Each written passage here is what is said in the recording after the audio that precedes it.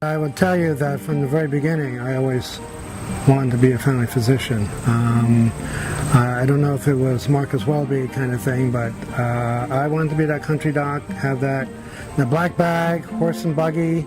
I thought that would be the cat's meow. As a family physician working in a rural hospital, you basically do everything, including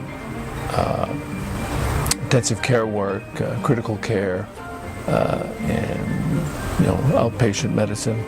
And OB was, it was hard to do it all. I mean, basically being on call and being up all night with a delivery, and then the next day having to take care of a critical care patient. You have to choose. You can't do it all. Working in rural Maine, with the collapse of the independent practices, it's very isolating, more so now. And by being involved in the MMA, I get a lot out of it, quite frankly, by all the interaction with people from other parts of the state and people in other specialties that I wouldn't normally get. So I've actually gained a lot myself from it. One of the wonderful things about small towns is that you get an opportunity to play a lot of sports as opposed to a huge town where you might not be able to make the team. So baseball, basketball, football, almost every day of my life I played one of those three sports. When you play sports, you become very aware of the fact that you depend on other people for your success, not only yourself, but others. It's a great team building. It's be able to support other people, to get along with other people, to get other opinions that might be a little bit different than yours, and to hear from everybody. Now I think it's great training. When people are talking about team building now, I think if you've played sports and things, you understand what they're talking about, and I think it's very helpful.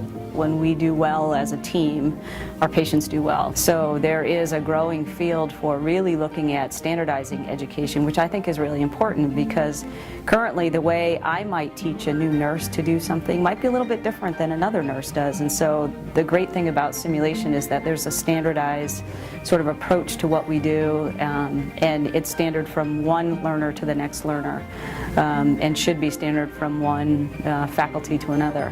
In general, the Maine track itself has had an impact across the state by energizing physicians and their office practices, their staff. People are just really excited to be a part of teaching the future of our healthcare providers. You have to understand as well that I think the type of medical student and how students learn has changed.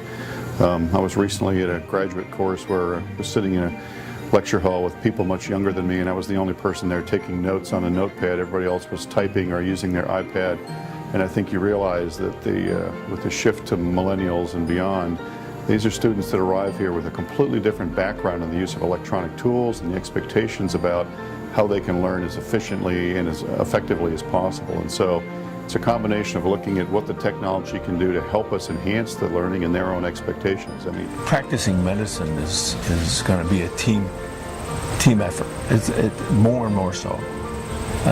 And I think that the continuum of care that you just talked about a while ago, and that we espouse as family docs, can be better served by having teams. Extraordinary and exciting and thrilling and difficult part of being a doctor is the privilege of sharing. There's an intimacy that your doctor shares with his patients. The doctor sometimes will know at the end of an hour something about you that two other human beings know. And that's an incredible privilege to have that entree into another human being's life. But it also carries with it an awesome responsibility. And the trust is so unique, so precious, it cannot be violated.